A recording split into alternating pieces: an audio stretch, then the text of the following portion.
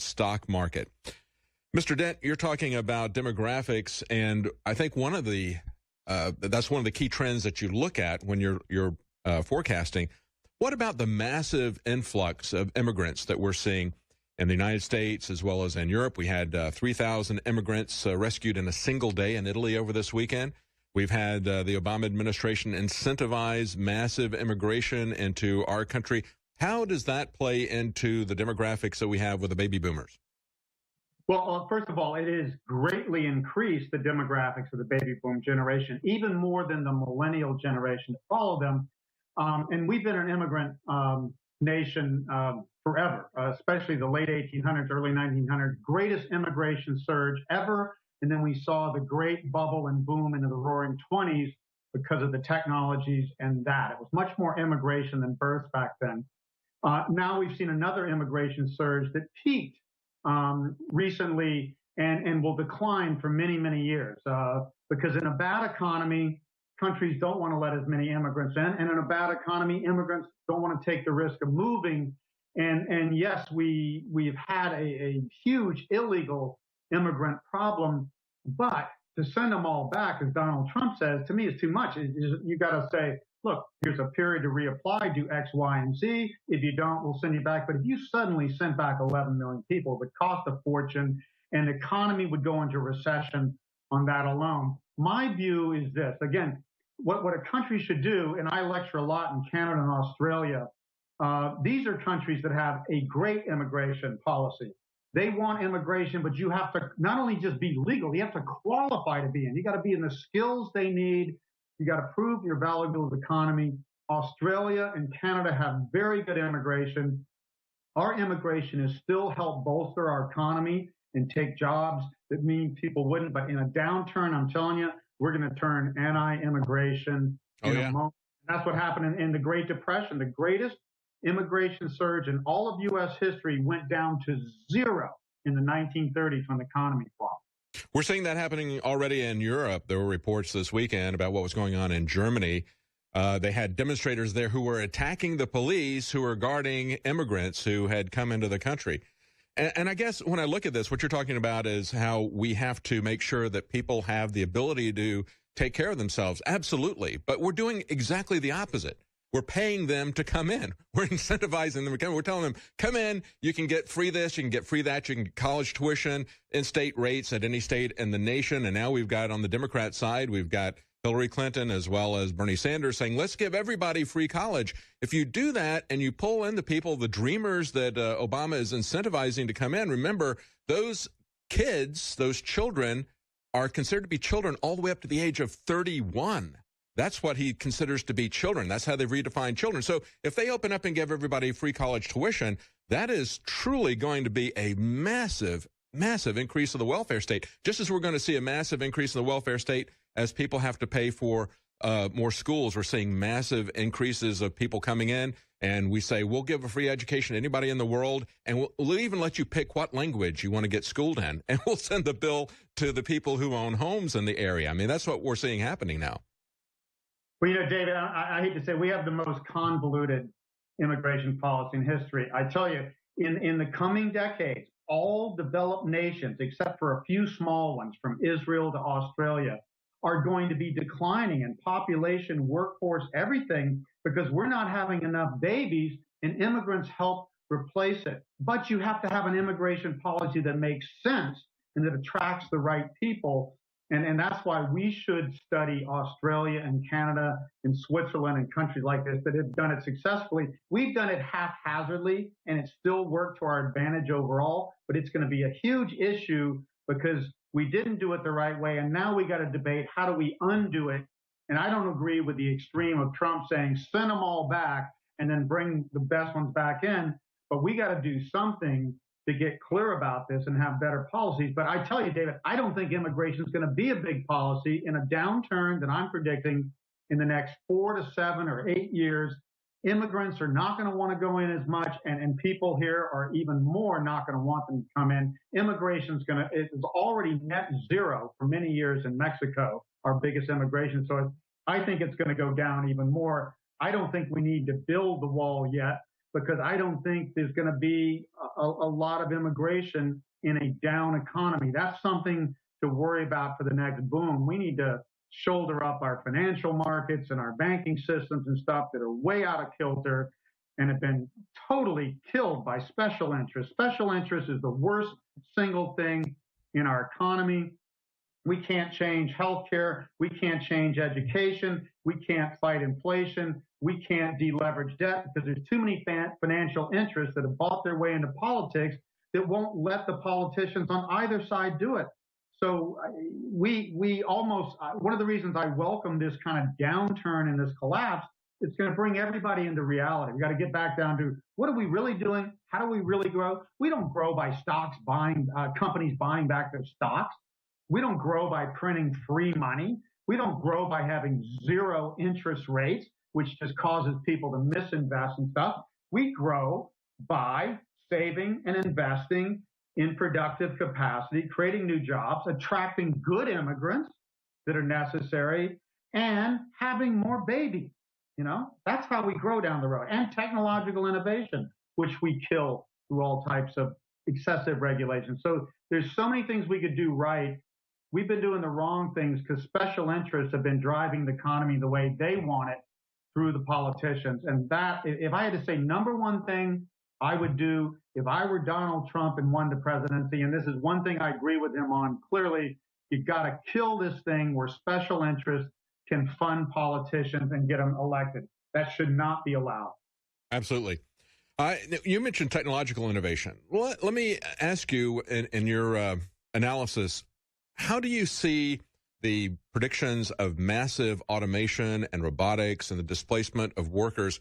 How do you see that playing out? A lot of people say, well, we've had a lot of these types of disruptive technologies in the past. We've seen it happen with agriculture. We've seen it happen with manufacturing. But then on the other hand, we've had people who have said, this is something that is so broad-based, it's going to hit every industry at the same time in a massive way. Are we going to look at 50% unemployment? I know some people will be fixing some robots. Some people will be manufacturing robots for a while, then robots can manufacture themselves. But how do you see this shaking out in your analysis? Okay, David, how do you get more extreme than 80% of agriculture and mining and trapping workers going down to 2% today over the last century and a half? We always displace old jobs and create better ones. We went from agriculture to industry, production and manufacturing, from manufacturing to high-level service. I don't mean just clerical stuff and McDonald's and stuff. I mean healthcare, financial services, high technology, these sort of stuff. Every change in technology throughout history, and this is so consistent, if you look at history, you can't miss it, destroys old industries and jobs and creates new ones. The automobiles and tractors and trucks and buses and then eventually airplanes help destroy the railroad industry. They're a tiny thing now, but we're much better off. There will be new jobs created. My fear is they'll be created somewhere else because our demographics are weakening. We're aging. If we don't do something to change that, if we don't encourage innovation and higher birth rates and things, which some countries in Europe have, and which Australia has, and Israel is like the best demographic wealthy nation in the world forward, and they're a leader in technology. That's the key to going forward. You got to go with the technology. You can't fight it and say, oh, robotics are going to replace a lot of factory workers. Well, you know. Oh, certainly, yeah. You can't legislate that out of existence.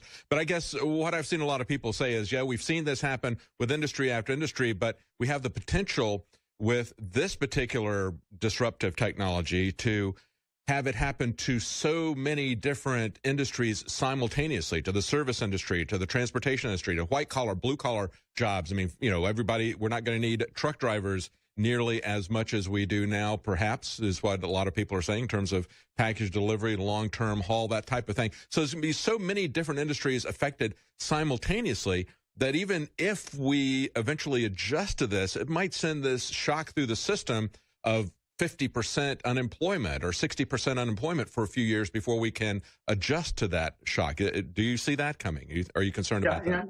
No, I don't. Temporarily, yes. David, I mean, I've studied history more than anybody I know. And we got computers that I call left brain machines. They can do everything from bookkeeping and robotics can do typical routine tasks in factories and stuff. They can even do a lot of what doctors and nurses do and financial advisors and everything. But what this revolution is about is forcing everyday people with common sense, creative, relational skills, which computers have none of that, at least not yet, not for a long time, to become entrepreneurs, whether you're an entrepreneur running a small part of a corporation, a team of 3 or 4 people that has a set of customers, and you're making decisions. Now, people are good at making decisions that balance off different trade-offs, relating to people, creating, finding new opportunities. Everyday people. I once heard a guy at a conference say 95% of people are a genius at something, and everybody else is my brother-in-law, That's right. Everybody has a different kind of an intelligence. That's right. Yeah. It's about leveraging what computers can't do, and that's about making what we do that computers can't do is we create new stuff, new ideas. We relate to people. We understand their needs at a level a computer never could. I have a whole part of a chapter in chapter 8 in the demographic cliff, and I've had this in every book for the last 20 years, and nobody listens to it. The network corporation. You run companies from the bottoms up, organized around the customers, not the back lines and the bureaucrats and the managers. You automate all the bureaucracy, you make decisions in real time, and you let the customer drive your company, your front lines or your browsers, your backline experts and production facilities or your servers. The management isn't there to tell people what to do. They're there to orchestrate a network that runs with no management, just like the stock exchanges. You ring the bell at 9:30 in the morning like today, stocks are down 1,100 points, and then at the end of the day, they're back up another 1,000. It all happens with no orchestration. The computer technologies allow us to have a whole different model of interacting globally, locally, bottoms up, not top down. And when you make an everyday person an entrepreneur instead of a robot, which they are today, that's why they're being replaced by robots, you have a whole revolution. That's going to take a while, but I'll tell you, you never lose by advancing technologies. I've studied history back as far as there were ever humans. You never lose. Some people lose, and for time periods you lose. You never lose with advancing technology. I understand. Yes, I agree. But, and just to clarify, do you see this as something that is going to happen, though, in the time frame of the 2019, 2020, that there's going to be some kind of an economic shock while we go through a period of adjustment? Or do you think it's going to be a relatively easy transition to this? No, it's not an easy transition. It does take a shock. It's like, your heart stops and they got to go boom, they got to re-shock you going. It does take a shock. Management doesn't like this. The people in charge don't like this. Wall Street doesn't like this. We need to shift to this new network, bottoms-up economy, and the people in power still want it to be a top-down economy. It's going to take this kind of breakdown to have a breakthrough. So it'll take many decades for us to see the benefits of this. The whole assembly line revolution in automobiles, the whole Alfred Sloan corporate model of decentralizing decision-making into product lines instead of like the railroads, everything was top down. That took decades to fully manifest into an affluent economy, middle-class economy in the 50s and 60s, but the shock that made it happen was the Depression of the 1930s. It forced companies that weren't doing the right things to fail, and the ones that were doing the right things to accelerate and get more market share. So this is the winter season we talk about is part about shifting to the whole new spring season of the next longer term boom with, growing demographics again, with whole new sets of technologies. But the most important impact I've found, David, through studying history is not just the cell phones let us communicate better or the internet and stuff. It's that they change the business model of everything, small businesses, large businesses, government. It changes the business model and makes everybody more productive. You mentioned the winter season that we're coming into and then followed by a spring season. Are you familiar with the works of Strauss and Howe, where they talk about a cyclical thing? And how do you feel about that? I mean, they predicted the fourth turning around the same type of time frame that you're talking about, a winter season. They predicted a fourth turning where we might have something along the lines of the Revolutionary War, the Civil War, World War II. These types of things happening every 70 to 80 years. Do you believe that's a trend that you see? Yeah, absolutely. I mean, I did the whole thing demographically and the effects on the market and the economy. They did it after, in 1989.